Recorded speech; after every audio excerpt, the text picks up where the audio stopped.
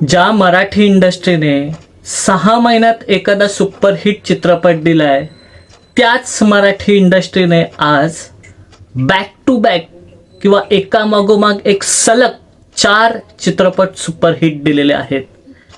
आणि देऊळ बंद 2 हा चित्रपट लवकरच काहीच पावलं 100 कोटीच्या दूर आहे. आणखीन एक गोष्ट म्हणजे महत्त्वाची गोष्ट म्हणजे कॉकटेल 2 चे काही प्रमाणात शोज हे घबाडकुंड या चित्रपटाला मिळत आहेत. ह्या सगळ्या बाबतीत बोलूयात आपण. तुर्तास आपण कलेक्शनकडे वळूयात. घबाडकुंड, देऊळबंद 2 आणि तुंबाडची मंजू आहे ह्या चित्रपटांच्या कलेक्शन्सकडे. तर व्हिडिओ खूप इंटरेस्टिंग होणार आहे. संपूर्ण डेटा तुम्हाला मिळेल, तर व्हिडिओ संपूर्ण पहा.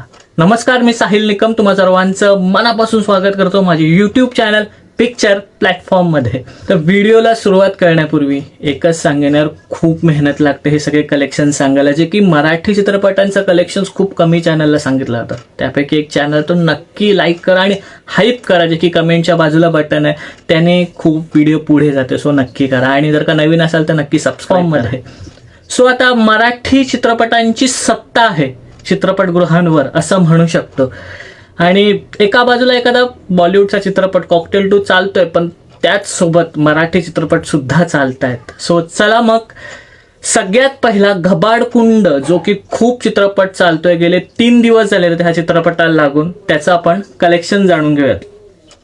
सो घबाडकुंड या चित्रपटाला लागून 3 दिवस कंप्लीट झालेले आहेत. ह्याचं ऑफिशियल बजेट कुठेच नाहीये. कोणती साईट 3 कोटी, कोणती साईट 5 कोटी, कोण 10 कोटी असं सांगतं. सो आपण मधला एक 8 कोटी बजेट आहे असं धरूयात.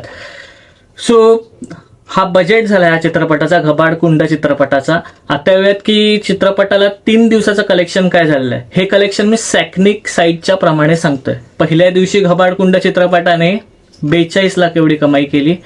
नेट कलेक्शन सांगतं 42 लाख. दुसऱ्या दिवशी चित्रपटाने 76 लाख एवढी कमाई केली. आणि तिसऱ्या दिवशी हा आकडा, हा जो जंप आहे तो एवढा मोठा झाला की 1 कोटी क्रॉस केले, म्हणजेच 1,25,00,000 एवढी कमाई केली. घबाडकुंड चित्रपटाचं 3 दिवसानंतर नेट कलेक्शन झालंय सॅकनिकच्या प्रमाणे. माझ्याकडे मेकरचा आकडा नाही, मेकरचा आकडा आल्यानंतर तोही मी तुम्हाला देईनच. सो 3 दिवसानंतर घबाडकुंड चित्रपटाचं जे नेट कलेक्शन झालंय तर ते आहे 2,43,00,000 एवढं. आणि जे ग्रॉस कलेक्शन झालंय ते आहे 2,72,00,000 एवढं. आता चित्रपटाचं बजेट 8 ते 10 कोटी जर का म्हटलं, तर 3 दिवसात ऑलमोस्ट 3 कोटी कमवलेत असं म्हणू शकतो, जे की चांगला रेशिओ आहे. अजूनही या चित्रपटाला खूप पुढे जायचं आहे, कारण सोमवार आले आणि आता खरी टेस्ट आहे घबाडकुंड या चित्रपटाची. कारण वीकडेजमध्ये हा कसा परफॉर्म करतोय हे खूप बघणं महत्त्वाचं असणार आहे. एक महत्त्वाची गोष्ट, मराठी चित्रपटातले हे जे ॲक्टर्स आहेत ते काय करतात माहिती आहे का, चित्रपटगृहांमध्ये जाऊन लोकांशी संवाद साधतायत 1 to 1. त्याच्याने काय होतं की लोकही चित्रपटगृहांमध्ये जातात की आम्हाला स्टार्स बघायला मिळतील वगैरे. हे जे बोलतात ना की आफ्टर सेल सर्व्हिस, की चित्रपट लागून पण त्याची ॲडव्हर्टाईज किंवा प्रमोशन होणे खूप गरजेचं असतं, जे चांगलं होतं. त्यामुळे मला वाटतं कलेक्शन्समध्ये पण सुधार येतात. तुम्हाला काय वाटतं तुम्ही सांगू शकता. सो हे होतं घबाडकुंड या चित्रपटाचं कलेक्शन. आता शोज किती होते, तर घबाडकुंड या चित्रपटाला कालच्या दिवसात 500 शोज होते आणि कालच्या दिवसात 45,000 तिकीट्स बुक झाल्या होत्या. त्यामुळे एक चांगला आकडा सुद्धा येतोय शोज आणि तिकीट्समध्ये सुद्धा. सो आता आपण येऊयात की तुंबाडची मंजुळा ह्या चित्रपटाचं किती कलेक्शन झालंय. ह्या नकळत आहे ना, तुंबाडची मंजुळा ह्या चित्रपटाने 15 कोटी कधी क्रॉस केले कळलंच नाही. सो खूप जबरदस्त परफॉर्मन्स आहे या चित्रपटाचा. अजूनही शोज हाऊसफुल होत आहेत. सो आता ह्याच चित्रपटाचं आपण कलेक्शन जाणून घेऊया. तुंबाडची मंजू या चित्रपटाला लागून 17 दिवस कंप्लीट झालेलं. 15 दिवसाचं कलेक्शन आपण ऑलरेडी सांगितलेलं आहे. 16व्या दिवशी तुंबाडची मंजू या चित्रपटाने जी कमाई केली आहे ती आहे 76 लाख एवढी. आणि जी 17व्या दिवशी कमाई केली, एक मोठा जंप घेतला आणि खरंच कोणालाच एक्सपेक्ट नव्हता, पण एक मोठा जंप घेतला जो की 1,02,00,000 आहे. आता चित्रपटात तुंबाडची मंजू या चित्रपटाचं 17 दिवसांनंतर जे नेट कलेक्शन झालंय तर ते आहे 13,43,00,000 एवढं. आणि जे ग्रॉस कलेक्शन झालंय तर ते आहे 15,50,00,000 एवढं. म्हणजे 15.5 कोटीचं कलेक्शन झालेलं आहे, जे की एक जबरदस्त आकडा आहे.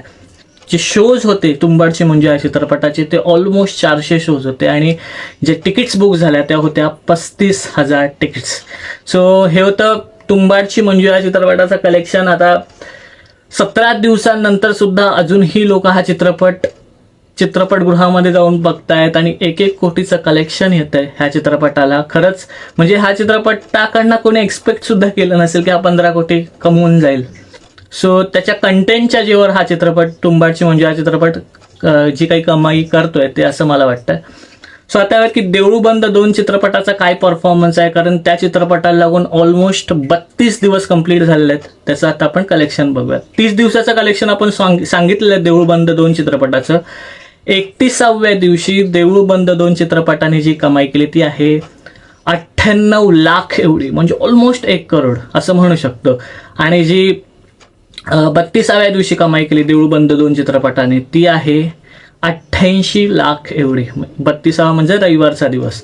सो जे नेट कलेक्शन झाले देऊळ बंद 2 चित्रपटाचं ते माझ्याकडे सध्या मेकरचा आकडा नाहीये. पुन्हा सांगतो, मेकरचा आकडा जर का आला तर तुम्ही सांगेनच एखादा पोस्टमध्ये किंवा आता आला तर ह्या व्हिडिओमध्ये सुद्धा सांगेन पोस्टर वगैरे देऊन. सो आता तरी माझ्याकडे मेकरचा आकडा नाही. हा जो काही आहे तो सॅकनिकचा आकडा आहे.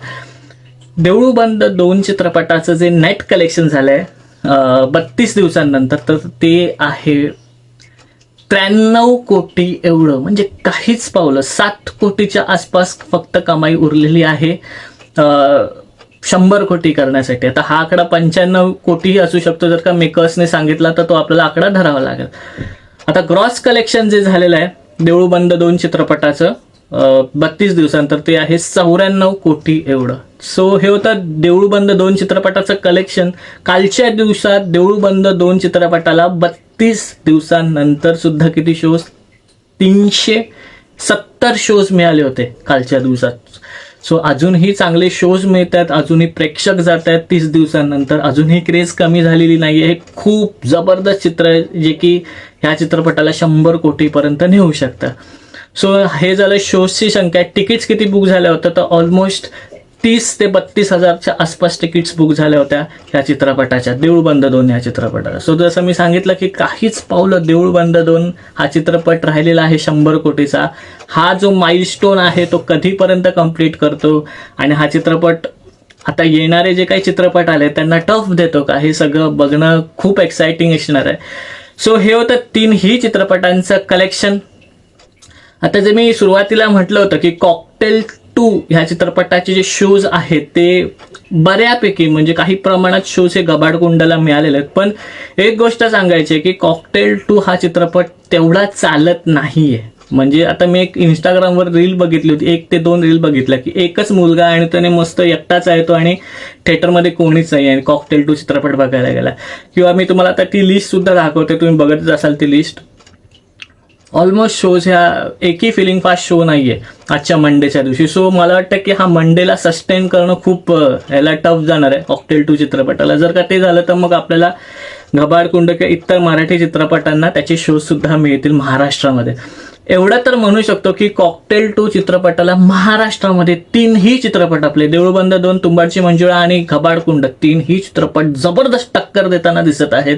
म्हणजे त्यांच्याकडे तर कॉर्पोरेट कंपनी किंवा एखादा चॅनल आहे की ते बॅक करते, त्याच्यामुळे त्यांना शोज मिळतात. नंतर त्याची हालत खूप काही खराब झाली असती महाराष्ट्रामध्ये. सो ठीक आहे, आता आपल्या मराठी चित्रपटांनी जोर धरला तर मला वाटतं की मंडे नंतर आता आजच्या दिवसानंतर हे खूप एक्साइटिंग राहणार आहे की शोज आपल्याला किती मिळतात मराठी चित्रपटांना आणि कॉकटेल 2चे अजून शोज कमी होतात का. आता हे होतं सगळं विस्तारित कलेक्शन. खूप तुम्हाला हे सगळं कलेक्शन समजलं असेल. पूर्ण विस्तारित कलेक्शन द्यायचा खूप प्रयत्न करतोय आणि म्हणजे आता ह्या सगळ्या मेहनतीला ना तुमची खूप गरज आहे. म्हणजे एखादा लाईक आणि एक व्हिडिओला हाईप करणं म्हणजे जेणेकरून व्हिडिओ पुढे पोहोचेल हे खूप गरजेचं. सो ते नक्की करा. इथेच थांबूया, पुढच्या व्हिडिओमध्ये भेटू. तोपर्यंत आपलं युट्यूब चॅनल पिक्चर प्लॅटफॉर्म पाहत राहा आणि last but not the list स्वतःची काळजी घ्या.